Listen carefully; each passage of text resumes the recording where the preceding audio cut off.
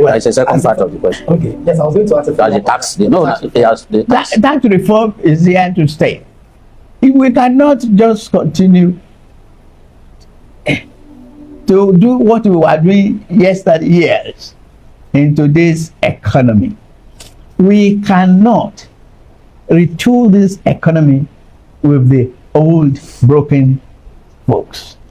The essence of the tax reform is to eliminate colonial days assumptions in our tax environment.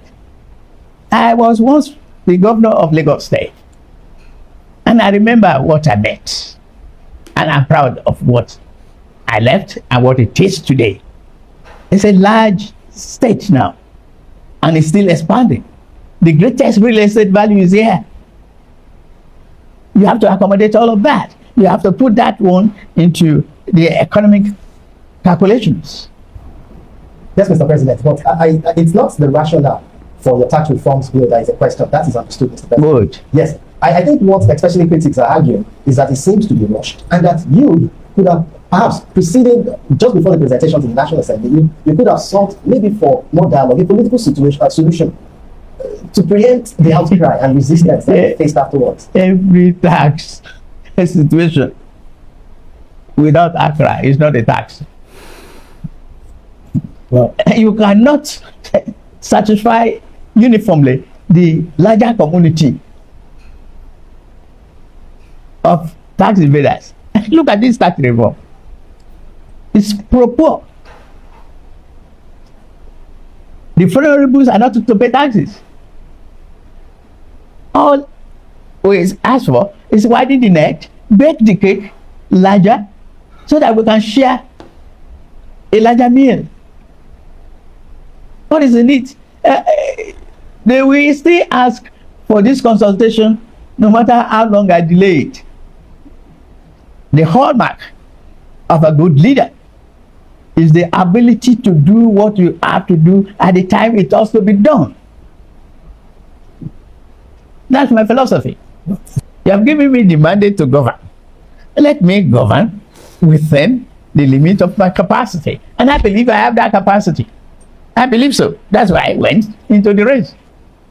I am focused, laser focused on what Nigeria needs and what I must do for Nigerians.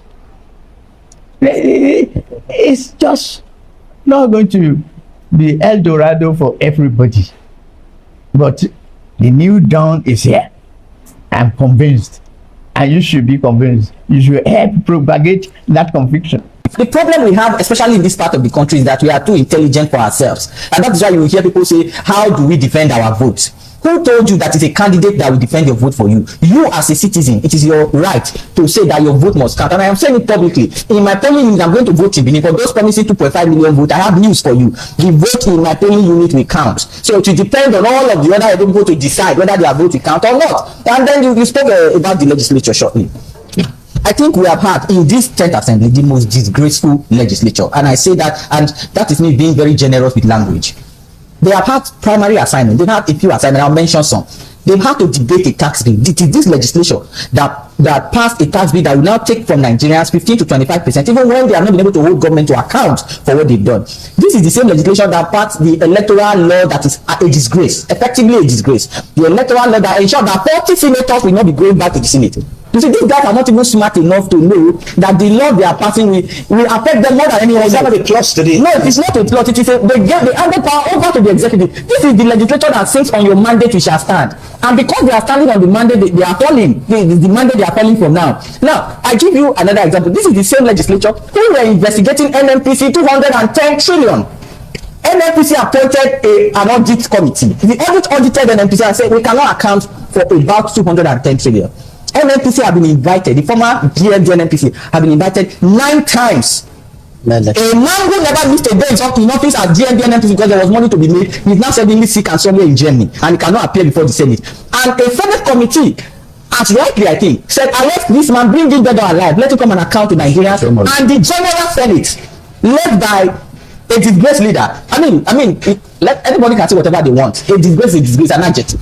Said that they were reversing that warrant of arrest. An NNPC that claimed that of the 210, they paid 110 to liquidated bank. Uncle Sonny, When was the last time the bank was liquidated in Nigeria? No one is able to tell us. The entire budget of Nigeria from 1999 till 2026 is just about 290 trillion. And we are looking for 210 trillion, and the country is not up in flames. Nobody is saying anything about it. And then we have that as a Senate, purportedly representing people, and then we think we have the Senate. We don't have the Senate. And it is painful, because this is some of the things encouraging young Nigerians and people from elsewhere to say they no longer believe in democracy. People just go there now to make money, to buy houses. The new senator had already bought house in Lugbe. The senator knows himself. If you are the senator that bought house in Lugbe, it's you I'm talking to. I didn't mention anybody. This from Edo State. I don't know. I think, thank you very much. Firstly, there's nothing wrong with responsive borrowing. Okay. There's nothing wrong with responsive borrowing. Governments all over the world. Operative word. Responsive. Yes. So governments all over the world borrow resources. Virtually every government, they borrow resources from China to US, and sometimes their budgets, what they borrow is even more than the current year federal budget in some cases. So there's nothing wrong with that. But there are a couple of indicators that you look out for, and some of those have been captured in the Fiscal Responsibility Act. So first of all, it says that when we are borrowing, it has to be used for specific purposes. It cannot be used for consumption. Right. And the bottom line is, what we are borrowing for, they are not fully accounted for. So their level of accountability, that's the biggest concern. The level of accountability of the fund is not out there. People are not engaged in it. Let me give you a typical example. So why are we borrowing? Yeah. Because there is a deficit. So you have a deficit, you have to then cover it.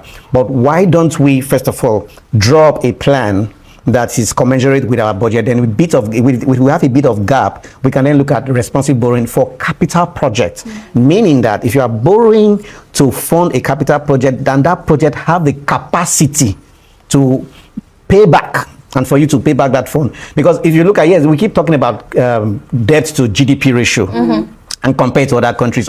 But you also need to compare debt to revenue ratio. Right. And if you look at, so if you compare it to countries like US, so people are very fast to say, US, their debt to GDP ratio, it's almost 100%. But their debt to their revenue ratio in US is 10%. So that means if they decide to pay their loan today, it's just 10% of their revenue that will pay off that. And let me give you one good example. As of today, our total debt portfolio is about 159 trillion. And you know what that means? A child that is born in Nigeria today would be owing 691,000 naira because of our current debt portfolio. From the moment they are born. From the moment you are born today, with 230 million, I estimate of 230 million, and with 159. If you look at that, so a child that is born today is owing 691 million.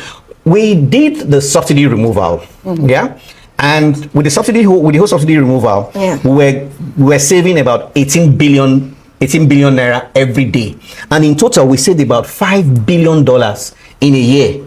So if we had saved $5 billion, the question is, what have we been doing in the last 2 years with the subsidy that has subsidies? That's the first thing the president says, that subsidy is gone, and he removed subsidy. So if we are making 5 billion or something close to 5 billion, let's say 4 billion from subsidy removal, right now crude is hitting about $110 per barrel. And we are making much more resources. So if we're making much more resources, where are we channeling all these resources? Why we not using it to deal with these issues that we are being faced with? The government gave a clear, we want to use it for education, we want to use it for health, we want to use it for employment. But we are looking at what has happened in the past.